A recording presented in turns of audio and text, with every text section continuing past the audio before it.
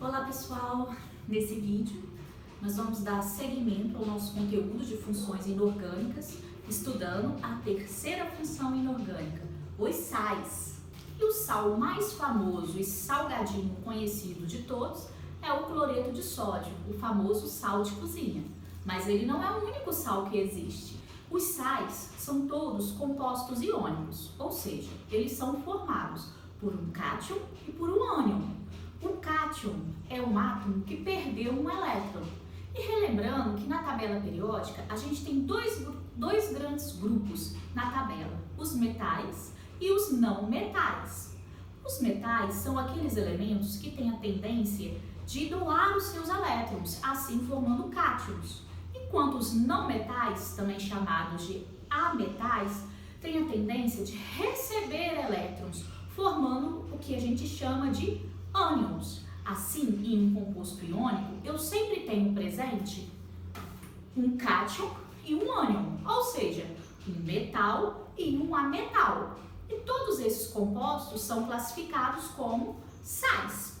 Então, por aqui, a gente já consegue ver que podemos ter uma grande variedade de sais. Toda vez que a gente tem um metal ligado a um ametal, através de uma ligação iônica, nós temos a formação de um sal.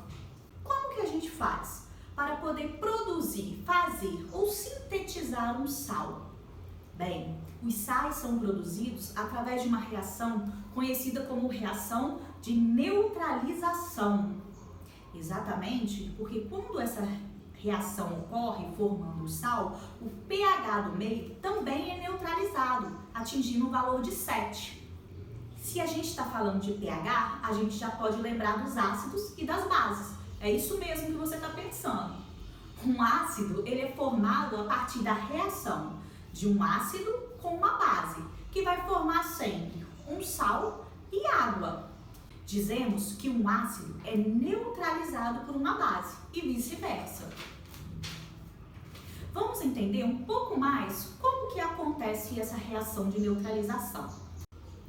Observe que um ácido sempre possui pelo menos um hidrogênio ionizável e um ânion. E uma base sempre vai possuir a hidroxila, o OH-, e um cátion. Observe então que para a formação do sal, nós vamos ter que o ânion será proveniente do ácido e o cátion será proveniente da base. Assim como para a formação da água, o H+ será proveniente do ácido e o OH- será proveniente da base. Assim, o ânion do ácido combinado ao cátion da base origina o sal.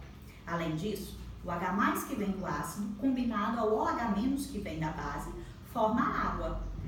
Esta é a forma genérica para toda reação de neutralização.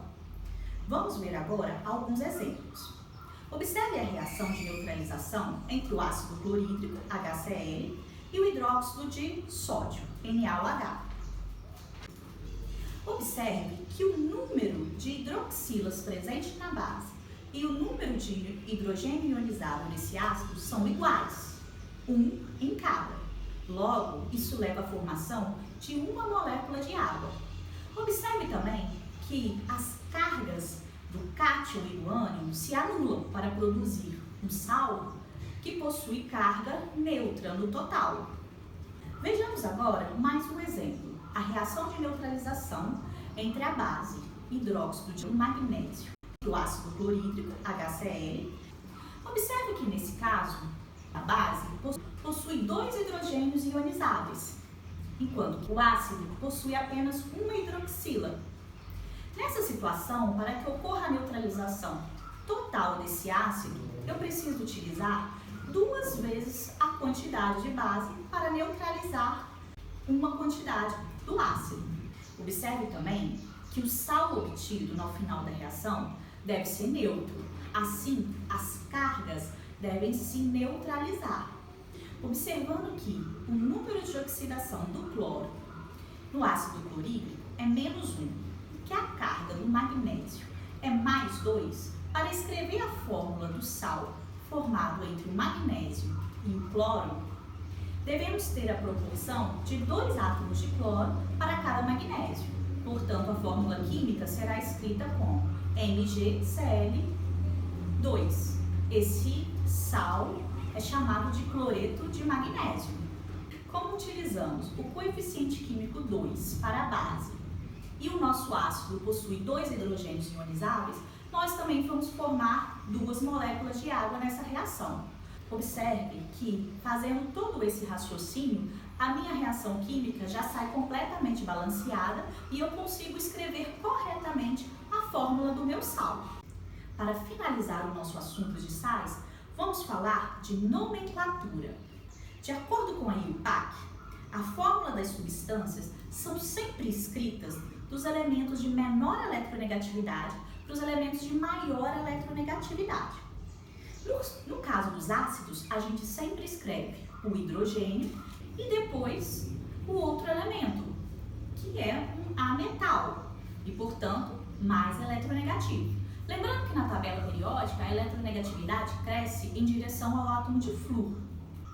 No caso dos sais, teremos o mesmo raciocínio.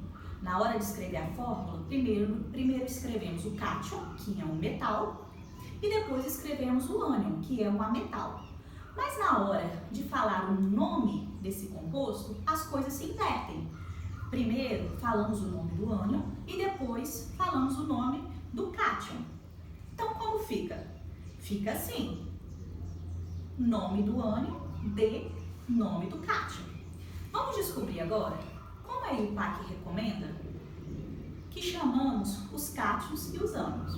Vou começar pelos cátions porque é mais simples. O nome do cátion é exatamente o mesmo do nome do metal que lhe dá origem. Então, se o cátion for o Na+, ele será chamado de sódio. Se o cátion for o Mg2+, ele será chamado de magnésio e assim por diante. Já o nome do ânion complica só um pouquinho. Se o ânion não possuir oxigênio, a sua terminação será sempre eto. Por exemplo, o Cl-, que é o átomo de cloro, vira cloreto. O Br- é o brometo. O S2- é o sulfeto. E assim por diante. Agora, se o ânion tiver oxigênio, nós temos 2 terminações possíveis: a ito ou a ato.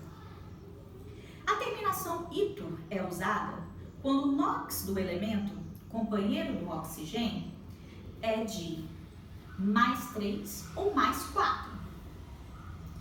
E a terminação ato é utilizada quando o NOx do elemento que está ligado no ânion junto com o oxigênio for de +5 ou +6.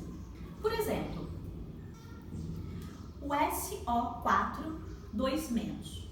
Observe que esse é um ânion com 2 cargas negativas. Vamos calcular o NOx para o enxofre. O oxigênio geralmente possui NOx -2. Observe que nessa estrutura eu tenho 4 átomos de oxigênio. Assim eu tenho um total de 8 cargas negativas, -8. O enxofre tem que ter um número de oxidação que, somado a -8, irá fornecer a carga do ânion, que é -2. Portanto, o enxofre tem número de oxidação, nesse caso, +6.